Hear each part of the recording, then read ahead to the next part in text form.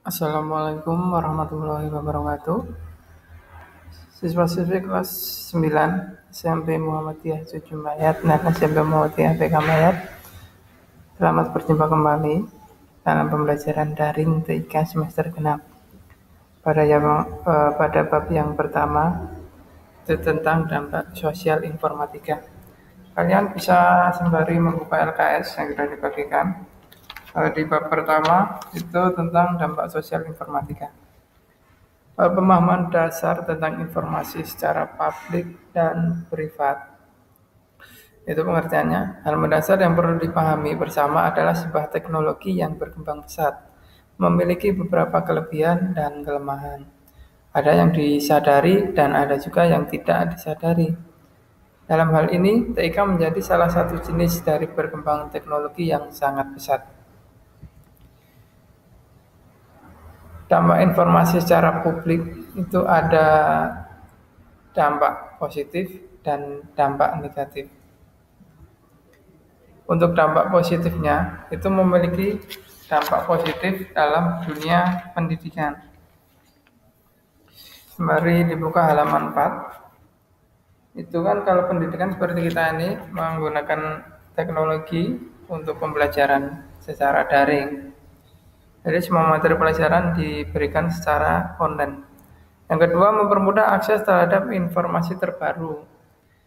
Teknologi merupakan salah satu efek domino dari bertambah cepatnya arus informasi dengan adanya teknologi dan komunikasi yang berkembang sangat pesat, maka siapapun akan bisa memperoleh informasi dengan mudah. Kita bisa mencari informasi tentang apapun dari internet dengan sangat mudah.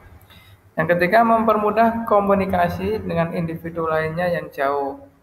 Seperti kita menggunakan WA, menggunakan Facebook, Messenger, atau dengan email.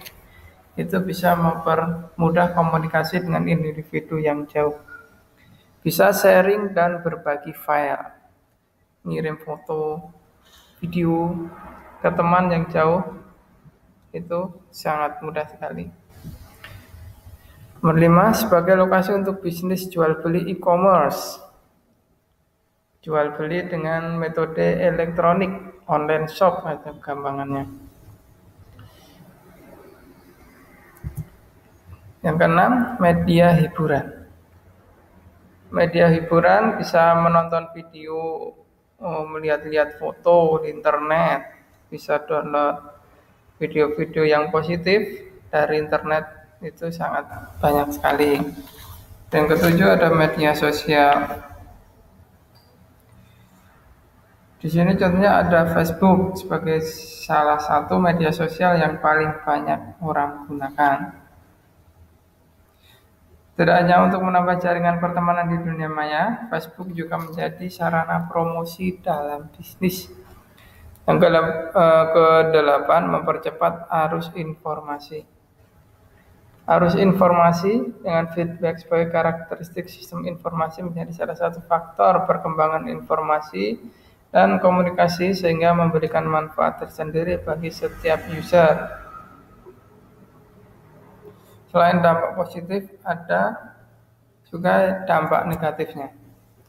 Dampak negatif dari informasi secara publik atau umum itu yang pertama, aksi cyberbullying atau membuli orang lain, mengata-ngatai orang lain, itu cyberbullying. Kedua, menurunnya prestasi belajar dan kemampuan bekerja seseorang. Yang ketiga, menjauhkan yang dekat.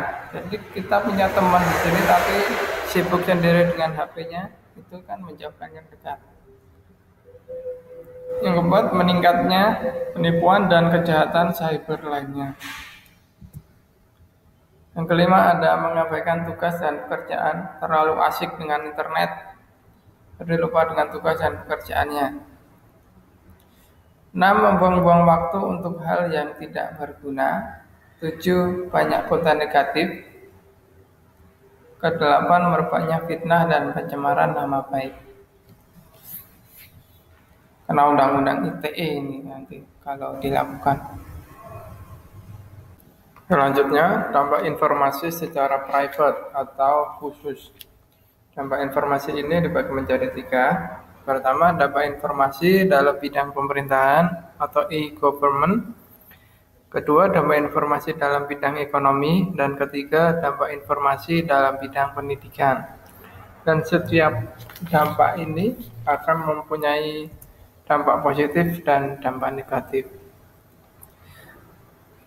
Dan setiap dampak informasi dalam bidang pemerintahan itu dampak positifnya ada di sebelah kiri dan dampak negatifnya yang di sebelah kanan. Bisa dibaca di halaman mulai dari halaman 5 ya. Selanjutnya, dampak informasi dalam bidang ekonomi juga ada dampak positif dan negatifnya.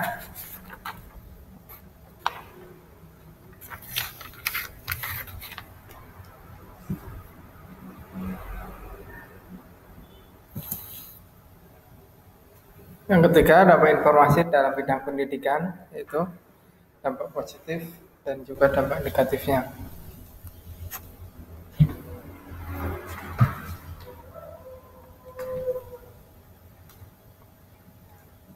Oke, cukup sekian pertemuan kali ini.